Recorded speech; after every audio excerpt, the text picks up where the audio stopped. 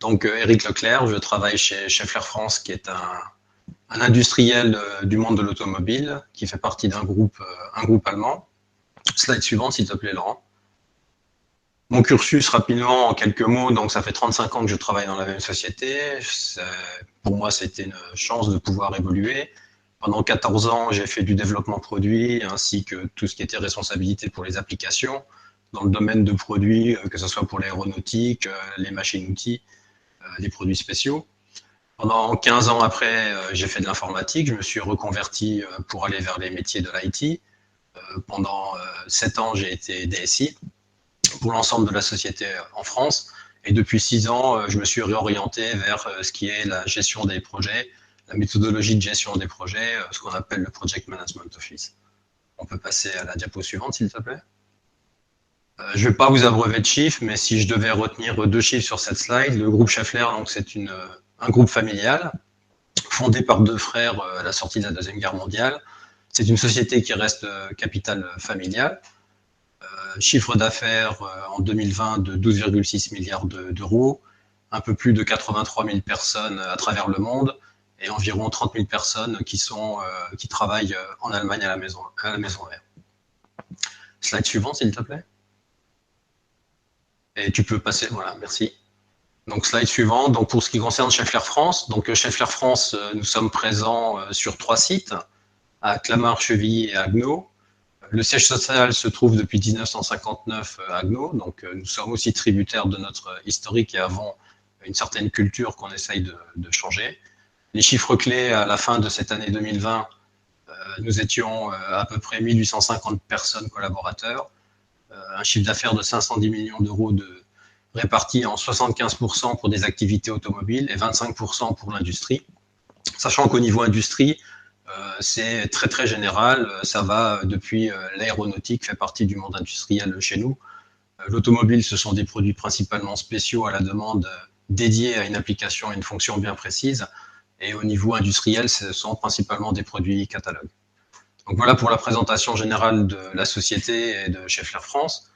Notre démarche 4.0, appelée aujourd'hui Industrie du futur, est quelque chose qui a été formalisé en 2016.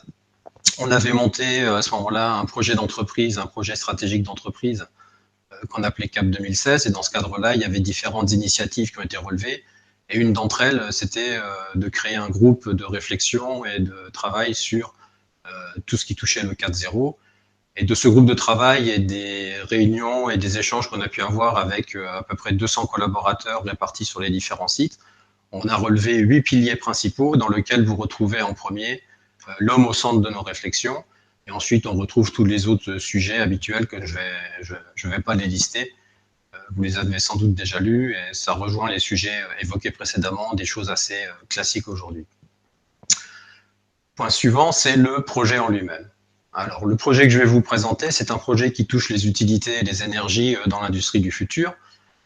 Déjà, qu'est-ce que c'est qu'une utilité? Les énergies, ça, tout le monde comprend bien. Les utilités, ce sont principalement tout ce qui va être fluide de procédé, donc tout ce qui va être liquide de coupe, tout ce qui va être aussi l'air comprimé. Ça va être également la gestion du chaud, la gestion du froid, ce genre d'utilité. Comment faire pour améliorer ces choses-là? Et nous sommes partis, donc déjà ce sujet, pour information, a été labellisé en 2018 par l'Alliance Industrie du Futur. On est devenu vitrine de l'industrie du futur et dans ce cadre-là, on se doit aussi de partager un petit peu notre expérience et notre méthodologie et les résultats. Donc c'est aussi une des raisons pour laquelle je participe en tant que présentateur à votre réunion ce soir. Et ce projet, donc cet ensemble, on est parti d'un constat relativement simple, c'est par rapport au corps humain. On a fait une analogie très forte avec le corps humain. Dans le corps humain, vous avez tout ce qui touche l'alimentation, tout ce qui touche au système nerveux, l'intelligence, le système cardiaque, c'est aussi de la tuyauterie, c'est aussi des énergies, c'est aussi des échanges. Et en partant de tout ça, on s'est dit qu'en fait, la vision des collègues qui ont développé ce sujet, c'était de dire, mais tout ça, c'est lié. Et dans l'industrie, dans notre industrie, c'est pareil. On a des matières premières qui rentrent, on a des énergies qui rentrent, on a un certain nombre de choses. On a aussi la gestion des déchets à faire, qui sont des choses très importantes. Et il doit y avoir des échanges entre ces différents systèmes et sous-systèmes. Et par rapport à ça, une fois que la vision était faite, que tout était lié et qu'il fallait aussi que dans ce domaine-là, on arrive à lier tout, qu'on arrive à lier tous ces éléments, tous ces sous-systèmes, c'était de dire, mais pourquoi on veut faire ça? Quelle est notre mission? Quel est notre but par rapport à tout ça? Et la mission qui a été définie, c'est d'être la référence au sein de notre groupe, et je vous expliquerai dans quelques instants pourquoi on souhaitait être à la référence et pourquoi on souhaite quelque part rester parmi les références sur ces sujets. Notre démarche avant tout, la partie qui est expliquée à droite, notre démarche avant tout s'appuie sur trois points. Déjà, c'est une démarche opportune. C'est-à-dire qu'on n'est pas parti dans un mode de projet classique, on voulait que tout soit planifié, décrété, chiffré, avant même d'avoir commencé. On voulait aussi bénéficier d'un certain nombre de modifications réglementaires. Donc, si vous vous souvenez, en 2015, il y a eu pas mal de changements au niveau de tout ce qui était refroidissement par rapport, par exemple, au R22, donc les produits qui sont dans les groupes froids, qui ont été interdits. Il y a eu aussi un certain nombre de réglementations pour tout ce qui touche les éclairages, l'arrêt de la production et de la vente l'arrêt de la production principalement de tout ce qui était éclairage, lampes dites à vapeur et autres. Et par rapport à tout ça, on a pris ça non seulement comme c'était une contrainte au départ, et après les collègues ont dit oui, mais là, il y a une opportunité de changement, il y a une opportunité de faire quelque chose. Que peut-on faire? Que peut-on faire par rapport à ça? Donc on a profité de cette législation, de ces changements de législation, on a profité aussi de tout ce qui était coût. Donc on cherche systématiquement non seulement à mettre en œuvre une technologie qui est économiquement intéressante, mais encore faut-il que cette technologie soit responsable, d'où le terme d'éco-responsable. On veut que cette technologie nous amène un certain nombre de bénéfices, non seulement de coûts, mais aussi de risques vis-à-vis de nos collaborateurs dans tout ce qui est la maintenabilité des installations. Et on cherche à avoir un retour sur investissement que j'ai noté brut, qui pourrait être un retour sur investissement calculé de façon classique, qui soit acceptable. Donc l'opportunité touche principalement ça. C'était de bénéficier aussi de nos installations. Donc je vous ai dit que notre site datait de 1959, ça veut dire un certain nombre d'installations de distribution des énergies et des fluides qui commençaient à être obsolètes, donc il fallait aussi le rénover. Et il fallait pour ça avoir une vision, et la vision, c'est le corps humain, que tout est lié, et il fallait pouvoir orchestrer tout ça de façon à pouvoir demain mettre en œuvre et connecter toutes les technologies qu'on allait mettre dans ces différents domaines des énergies et des utilités.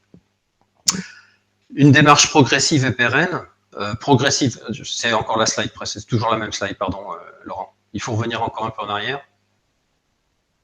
Merci, progressive et pérenne. J'ai noté par apprentissage, en fait, on n'a pas la science infuse, même si beaucoup de gens ont fait des études spécialisées dans ces domaines-là. On s'est rendu compte qu'à partir du moment où on voulait connecter tout, il fallait peut-être aussi un petit peu vérifier ce qu'on faisait, mettre en œuvre et voir ce que ça donnait.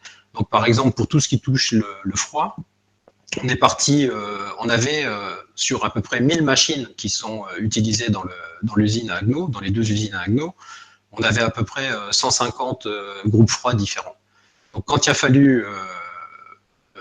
fallu changer tout ça pour passer sur une installation froid centralisée, il a fallu acheter des groupes froids. Et on est parti sur des groupes froids qu'on a installés sur le parking pendant 1 an, qu'on a distribués avec les moyens du bord dans l'usine pour alimenter en air froid et en eau froide pour alimenter toutes les installations. Et par rapport à ça, on a fait un retour d'expérience. Donc on a recherché, au-delà des gains, on a aussi cherché à voir si c'était compatible avec notre vision, voir si c'était compatible avec le fait de demain de pouvoir connecter ça aussi, récupérer ce qu'on appelle l'énergie fatale, c'est-à-dire la chaleur dégagée par ces différents groupes, est-ce qu'on pouvait l'exploiter pour autre chose. Lorsqu'on allait refroidir un certain nombre d'autres éléments, des huiles de traitement thermique ou autres, comment faire aussi pour récupérer la chaleur et l'exploiter par ailleurs. Et après, la démarche a été de se dire, il faut qu'on passe par une phase, une fois qu'on a fait la vérification du concept, une fois qu'on sait que tout ça, on va arriver vers un résultat qui va tendre vers le ROI classique, on a cherché aussi à apprendre de ce qui avait été fait, voir quels étaient les points d'amélioration, et essayer par la suite de déployer ça en faisant ce que j'ai appelé du copier-coller. La partie collaborative est importante et rejoint la partie culturelle. Le groupe dans lequel je fais partie a toujours eu une culture très autonome, de vouloir tout faire lui-même. C'était également pareil pour nous au siège à Agno pendant pas mal de temps. Et donc là, on a essayé d'être en rupture sur ce projet, sur ces sujets, par rapport à ce qu'on faisait avant, en travaillant, en collaborant, non seulement avec les institutionnels, c'est-à-dire les services officiels de l'État ou dérivés, mais également avec tout le monde académique, avec les écoles, avec les principales écoles de la région Grand Est, là où je suis, et également aussi avec des sociétés, des entreprises, des sociétés extérieures de toute taille. Que ce soit des grands groupes ou que ce soit même des petites sociétés de bureaux d'études qui nous aident à faire un certain nombre de choses. On peut passer à la slide suivante, s'il te plaît. Donc, pourquoi vouloir être la référence au sein du groupe? On est dans un milieu automobile qui est fortement concurrentiel, ça vous le savez tous, et quand on fait partie d'un grand groupe et qu'on peut fabriquer des produits sur différents sites, on est en concurrence. Les différentes usines du groupe sont en concurrence entre elles. Donc, le groupe a mis sur un certain nombre de sujets ces derniers temps. Donc, chaque usine est autonome en termes de budget. Le budget est fait comme dans la plupart des entreprises quelques mois avant. Et on nous donne une certaine part pour faire de l'autofinancement. Et par rapport à ça, il y a des arbitrages qui sont faits par la maison mère, par les différents métiers de la maison mère, mais également des arbitrages locaux. Et depuis peu, sur des sujets qui touchent la durabilité, qui touchent les économies d'énergie, le groupe a donné des budgets on top. C'est-à-dire qu'il fallait présenter des projets. Quand on présente des projets d'investissement, on peut obtenir une part de financement au-delà de ce qui était prévu. Ce qui était pour nous, on a considéré ça comme une opportunité. Et donc, il fallait à chaque fois, on était challengé. Vous avez vu qu'il y a, je crois, de mémoire, 75 usines à travers le monde. Vous avez vu qu'on est aussi challengé par d'autres usines à travers le monde sur ces sujets-là. On voulait obtenir aussi, grâce à toutes les économies qui sont faites, que ce soit au niveau du carbone, avec les C2E, donc on voulait aussi obtenir des aides institutionnelles. Il y a également eu le plan de relance récemment qui a permis d'obtenir sur un certain nombre de sujets des aides, ce qui est un élément important pour nous pour être plus compétitifs sur ce sujet et puis pour pouvoir améliorer notre retour sur investissement.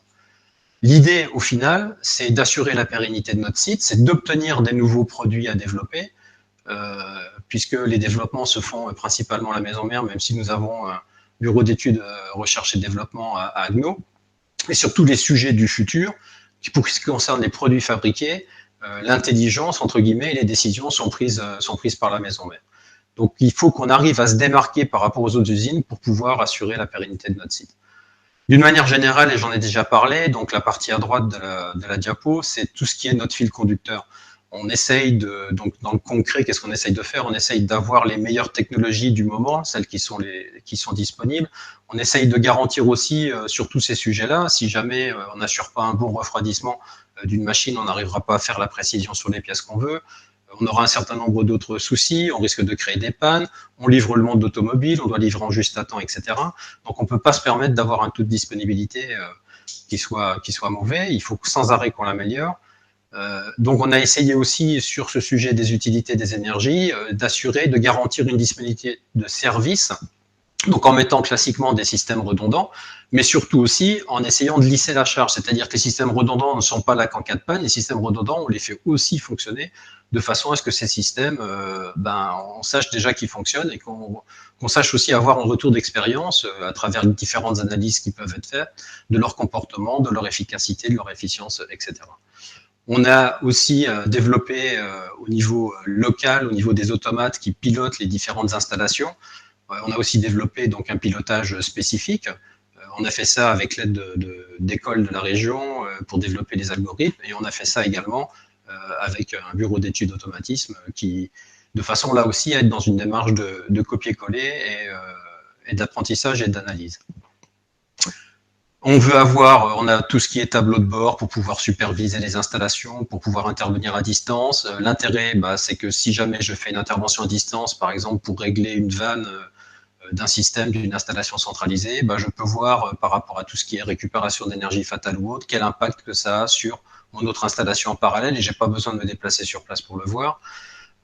L'analyse des données, l'historisation des données, tout ce qui est système d'alarme, etc., c'est également très important. Ça nous permet de préidentifier un certain nombre de dysfonctionnements et de nous aider aussi par rapport à l'analyse du passé, de voir un petit peu, d'apporter à la personne, donc ça rejoint le sujet précédent, c'est-à-dire d'amener aux gens de l'intelligence et de leur amener une information de façon à les aider à faire un diagnostic.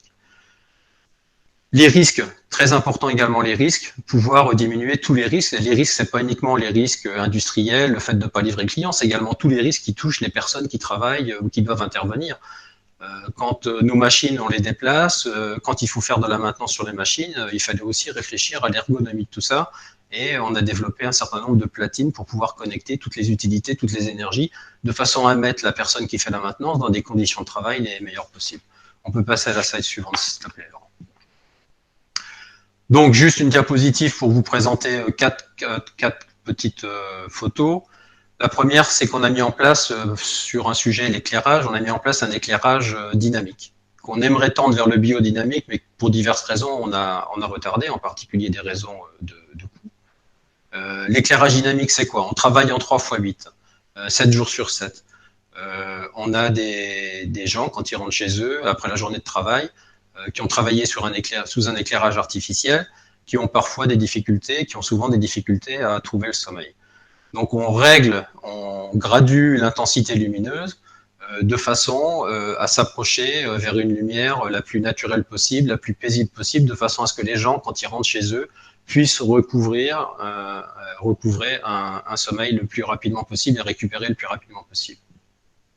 Les photos que vous avez après sur la droite, ce sont simplement des représentations du tableau de bord et d'un système de visualisation de différents indicateurs.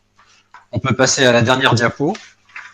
J'espère que je ne vais pas trop déborder en termes de temps, qui est pour moi la partie la plus importante et qu'il faut partager avec vous. Tu peux afficher tout de suite les trois éléments. Vous avez sur la partie haute, vous avez les gains qui ont été faits. Notre base de référence, c'est l'année 2013. Par rapport à 2013, on a économisé quand même 40 000 mètres cubes d'eau par an, ce qui représente à peu près la consommation d'un millier de personnes. Vous avez les économies en termes d'électricité qui sont également très importantes, qui représentent à peu près l'équivalent de 1200 foyers. Les économies en termes de gaz. La partie des 2,5 millions par an, c'est ce qui touche ce qu'on appelle les coûts d'exploitation. Donc les coûts d'exploitation, c'est tout ce qui va toucher la maintenabilité, c'est ce qui va toucher aussi les économies d'énergie, etc. Le ROI que vous voyez apparaître, c'est un ROI, un retour sur investissement qui intègre les aides. Certains d'entre vous trouveront peut-être que 2 à 3 ans pour un monde industriel et une grande entreprise, c'est plutôt du 6 mois à 1 an qu'on cherche. Sauf que là, dans le domaine des énergies et de tout ce qui touche l'air comprimé, par exemple, et autres, c'est extrêmement difficile d'avoir 2 à 3 ans. Ce sont déjà des retours sur investissement qui sont excellents. La partie d'après, c'est la partie éco-responsabilité vis-à-vis des risques. On a supprimé tout ce qui était, par exemple, tour de refroidissement aérofrigéré. On a fait ce qui permet de supprimer aussi les soucis de légionellose. On a supprimé de l'ensemble de nos process tout ce qui est glycol, tous les biocides, etc. On est toujours, donc vous voyez là aussi les économies faites en termes de CO2 par an. On est toujours aussi dans une démarche de cycle de vie. On essaye de prendre en compte les différents paramètres, même si parfois il faut arbitrer, il faut faire des choix. L'énergie fatale, j'en ai parlé. On peut passer ensuite au collaboratif. La partie collaborative, j'en ai parlé également. C'est quelque chose qui était quand même sur un sujet d'une telle ampleur assez nouveau pour nous, de travailler avec différents acteurs et d'être capable de se comprendre, que ce soit une entreprise de notre taille, voire plus grande que nous, ou que ce soit avec une petite entreprise qui fait par exemple des développements.